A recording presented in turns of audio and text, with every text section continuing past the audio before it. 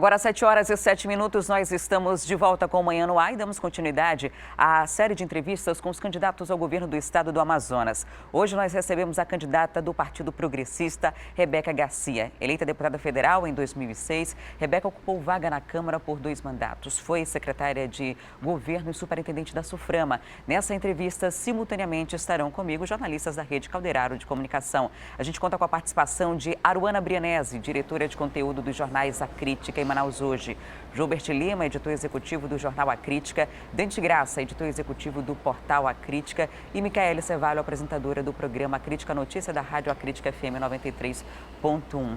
Muito bom dia, sejam bem-vindos à nossa entrevista. Bom dia, Adriane, e bom dia, candidata. Nós teremos 40 minutos de duração, a ordem de entrevistas foi definida através de um sorteio. Seja muito bem-vinda, candidata. Obrigada, Adriane. É um prazer poder estar aqui. Uma oportunidade também de nós estarmos conversando com toda a população do Amazonas pelos mais diversos veículos de comunicação da Rede A Crítica. A entrevista é transmitida simultaneamente pela rádio, pelo portal A Crítica, pelo aplicativo A Crítica Play e aqui pela TV. Candidata, eu vou começar lhe perguntando sobre as alianças políticas. Nas últimas campanhas, a gente lhe viu caminhando ao lado de pessoas que hoje são adversários políticos nesse pleito. O que lhe fez tomar essa postura de independência, lançar sua própria candidatura e não se manter aliada a eles? Então, Adriane, aqueles que estão acompanhando a minha história política há algum tempo sabem que há muito tempo eu já pretendia ser candidata a majoritário, né? Tentei em um momento ser candidata a prefeita, não consegui me viabilizar naquele momento.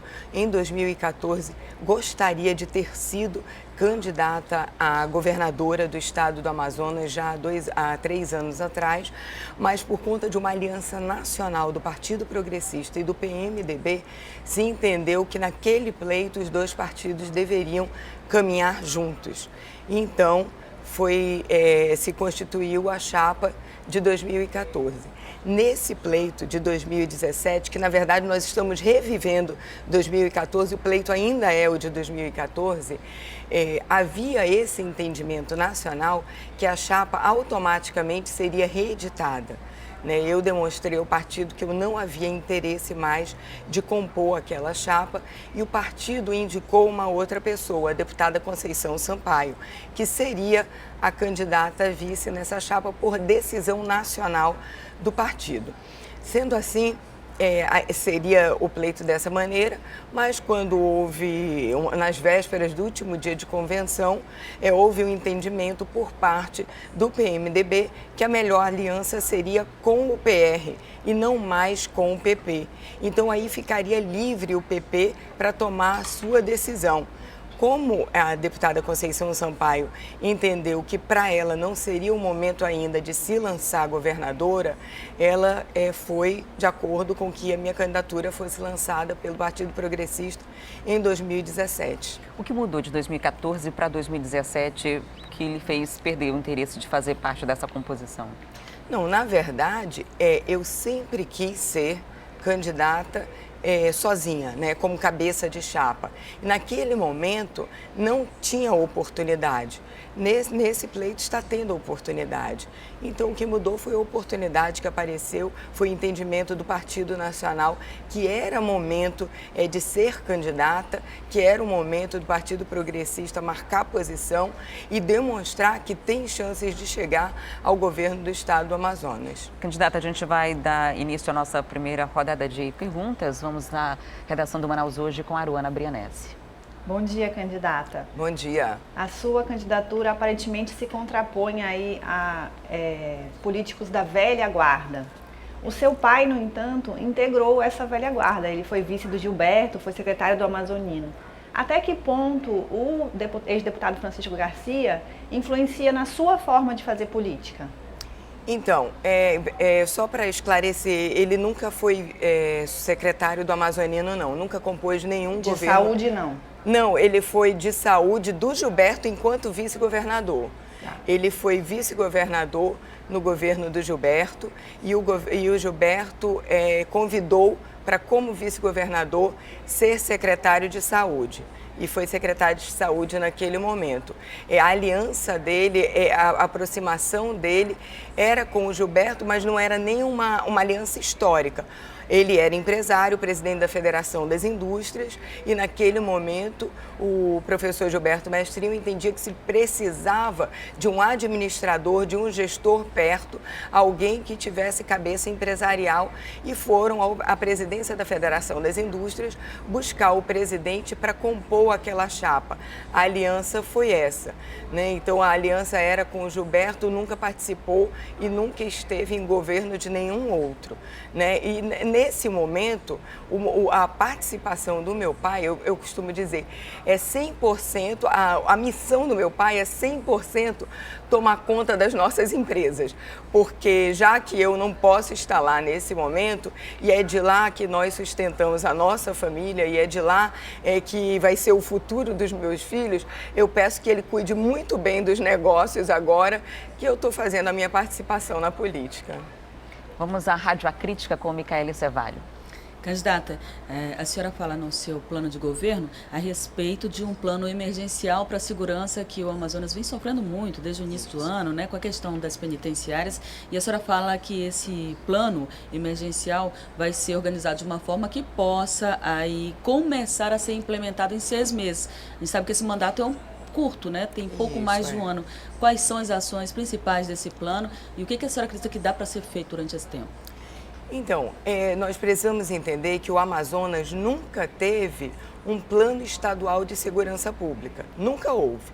Então, a nossa intenção é fazer um plano estadual de segurança pública que esteja aí contemplado a prevenção, a repressão qualificada e a ressocialização. Um sem o outro, nós não teremos o resultado que nós queremos a médio e longo prazo. A segurança é algo muito complexo, não é fácil de ser enfrentado, nós reconhecemos isso, mas eu penso que o primeiro passo para se conseguir um resultado positivo é você enxergar e entender que é difícil, e nós sabemos que é difícil. No momento que seria emergencial, seria a ativação dessa repressão qualificada de maneira inteligente. Como assim? Usando o georreferenciamento da violência. Vamos entender aonde o crime está acontecendo. Isso é possível através de softwares que mostram aonde a violência acontece na cidade. Hoje você tem tecnologia, Adriane, para saber aonde o crime acontece, a que horas, em que lugar e que dia da semana. E você colocar o contingente da Polícia Militar com inteligência aonde mais acontece crimes, aonde mais terá a Polícia Militar. Então, dessa forma, neste primeiro momento, você coloca dessa maneira. Seria um georreferenciamento criminal? Criminal, exatamente. Isso existe, isso funciona em outros lugares. Foi assim que estados como Pernambuco, São Paulo e Minas Gerais conseguiram reduzir os números de homicídios, e é assim que o Amazonas também pode fazer. Agora, por que não é fácil e também não depende só do estado? Porque precisa ser uma ação conjunta. Você precisa aí fazer parceria com prefeitura, com governo federal, com justiça federal, com justiça estadual. Por quê? Porque na prevenção você precisa trabalhar muito a urbanização da cidade. Ruas menos iluminadas são ruas onde mais crimes acontecem. Então, você precisa de uma parceria de urbanização na cidade para que você possa fazer esse enfrentamento. A Justiça Criminal e o Ministério Público precisam ser parceiros no momento em que nós queremos punir aquele cidadão que está cometendo crime e que não está pagando por esse crime efetivamente por falta de provas. O Estado precisa investir na inteligência da polícia para que você consiga aí tipificar os crimes, para que você consiga atestar que aquela pessoa cometeu aquele crime, para que ele possa vir a pagar depois. Um grande indutor hoje da violência é a impunidade. As pessoas estão cometendo crimes e não estão pagando por isso. Isso, assim, de modo geral, é mais ou menos o que trata o plano de segurança estadual. Mas é claro que é bem mais específico, tem muito mais detalhes, só para que a gente não se prenda muito a um único tema. Mas o plano seria exatamente isso: prevenção, repressão qualificada e ressocialização.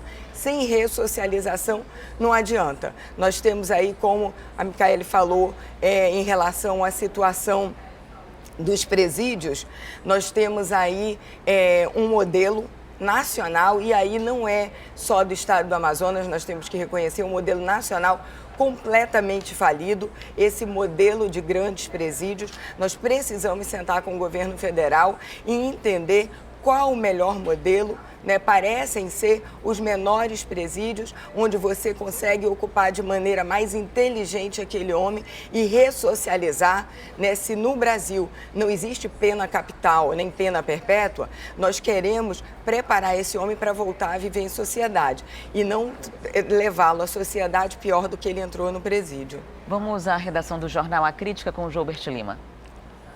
Candidata, a sua coligação foi denunciada pelo Comitê de Combate à Corrupção e ao Caixa 2 nas campanhas por suposto uso da máquina pública. Ontem isso aconteceu. Como é que a senhora recebe essa denúncia?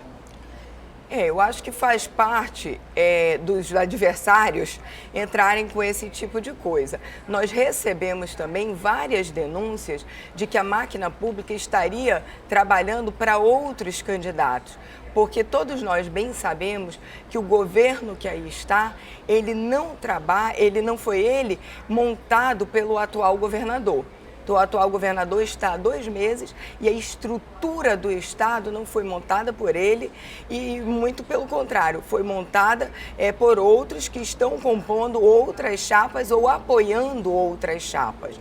Então, assim, da mesma maneira que há esse entendimento pela parte dos adversários, há esse entendimento pela parte da nossa coligação, inclusive com fotos e com processo que provavelmente vai acontecer em função da utilização da máquina pública. E qual tem sido, só para completar aqui a pergunta, qual tem sido a participação então do governador interino Davi Almeida na sua campanha? Como é que a senhora avalia a atuação Ele tem participado bem ativo no momento que lhe é permitido, né?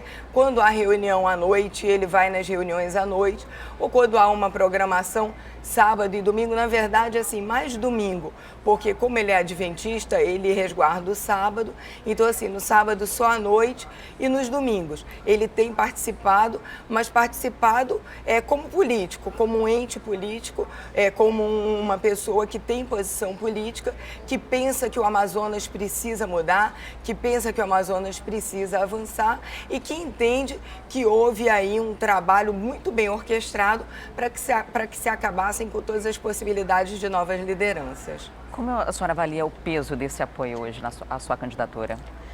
Em função da gestão de pouco tempo e de resultados rápidos, eu penso que é importantíssimo. Eu penso que as pessoas entenderam que a gestão que ele fez em 2 meses e conseguiu dar resultados práticos em algumas áreas importantes que afligem a população do nosso estado é uma demonstração que tem solução se houver gestão, que é o nosso grande mote, né? Conseguir enfrentar os desafios do nosso estado e as pautas que mais afligem os amazonenses por meio de uma gestão profissional. Cuidar do Amazonas como quem está à frente de uma empresa, se preocupando com custos, cortando os desperdícios e preparando esses recursos para que sejam reinvestidos em benefício da população do Amazonas. A gente vai agora à redação do portal acritica.com com o Dante Graça. Candidata, bom dia. Só para a gente fechar essa questão de alianças e tudo mais, recentemente, quando o seu então vice, Abdallah Frache, estava ameaçado, né, de impugnação, a senhora veio dar uma entrevista aqui no Jornal A Crítica e comentou ali que, de repente, o nome dele era uma escolha do partido, que, de repente, se ele fosse impugnado, como de fato foi, o partido decidiria, a coligação decidiria um outro nome. Isso. O vereador Felipe Souza agora está na sua coligação, pendendo apenas de julgamento. Esse nome, ele é colocado apenas pelo partido ou existe uma convicção da senhora de que ele pode realmente colaborar? A gente sabe que hoje os vices ganharam um protagonismo recente na política brasileira, então existe uma visão semelhante de vocês sobre as coisas ou é uma mera indicação partidária de fato? Não, é claro que quando o partido indica, ele coloca para apreciação de todo aquele grupo que faz parte da chapa, do Partido Progressista, do Avante, todos aqueles participam no entendimento de ver se aquele é o melhor nome. É claro que não é simplesmente por fazer parte do Podemos que o Felipe Souza, hoje vereador Felipe Souza, está como candidato a vice-governador. É porque tem algo a contribuir, é porque tem um projeto para o estado do Amazonas, é porque acredita no nosso projeto, que pensa que o estado do Amazonas vai melhorar com gestão de qualidade, quer participar efetivamente do governo do estado do Amazonas e participará porque tem condições, já demonstrou ser um vereador com um mandato, com resultados. Então eu tenho a impressão que não só o Abdala, quando decidiu e apontou, e não só o Partido Progressista, mas todos aqueles que compõem, inclusive o Avante, foram unânimes em dizer que o Felipe Souza era um excelente nome. O fato dele ter sido o sétimo vereador mais votado nas últimas eleições pesou nisso daí? Indica que a senhora está querendo crescer em Manaus? Não, na verdade foi já de primeiro momento, já foi trazido pelo Podemos o nome dele, sem essa avaliação, mas mais com uma avaliação curricular, entendendo que era uma pessoa que podia somar para uma chapa de governo dentro dos quadros que o Podemos tinha. Candidata, durante essa curta campanha surgiu um suposto áudio do deputado Platini que diz que a senhora seria no governo manipulável, seria mais fácil. Como que a senhora ouviu isso? Acredita que de fato o Platini tenha falado isso ou como interpreta essa colocação?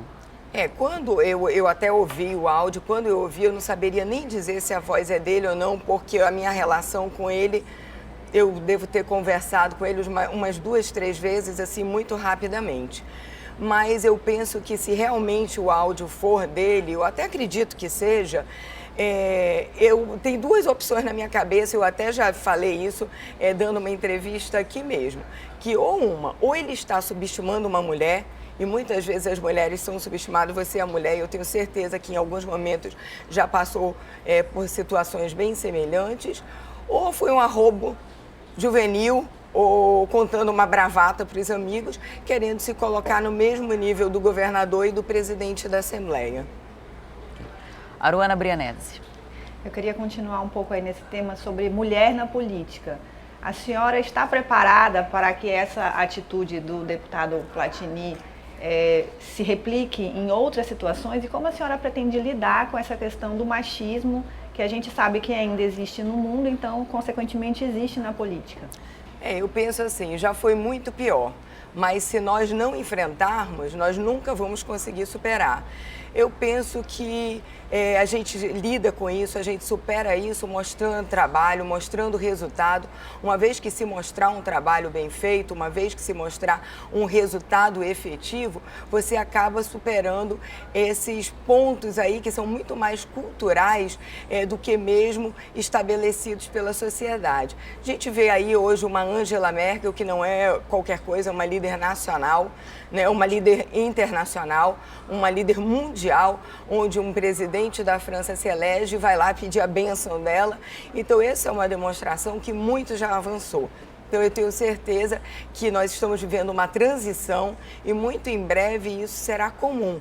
Uma governadora mulher, uma gestora mulher, uma empresária mulher, cada vez mais vai ser algo normal na sociedade. A senhora tem enfrentado outras dificuldades pelo fato de ser mulher durante essa campanha? Além desse possível áudio aí do Platini, algumas outras pessoas questionam só pelo fato de ser mulher, independente de avaliar currículo, experiência, esse tipo de coisa? Não, na verdade, não tenho sentido isso diretamente. Posso até vir a sentir. Eu já senti em Brasília como deputada federal. né? Em alguns momentos você percebe que é uma casa extremamente masculina, né? Haja visto que você... E aí é um pouco do reflexo da cultura do país, né? Você, para entrar no plenário, você tem um traje para homens e não existe traje para mulheres. O homem, para entrar no plenário, ele precisa estar de terno. A mulher, se quiser ir de jeans e tênis, ela entra. Então, isso é uma demonstração de como a política foi desenhada para homens no nosso país. Até pouco tempo atrás, a mulher, ela não podia votar nem ser votada. Foi a partir de 30 que começou tudo isso. Então, é um processo histórico, nós já avançamos muito e eu tenho certeza que com a eleição da primeira governadora mulher, nós iremos avançar ainda mais. Nós estamos recebendo hoje aqui no Manhã no Ar a candidata Rebeca Garcia, do PP. A gente faz um rápido intervalo e volta em instantes com a candidata e mais esclarecimentos, mais perguntas dos jornalistas da Rede Calderaro de Comunicação. É um instante só.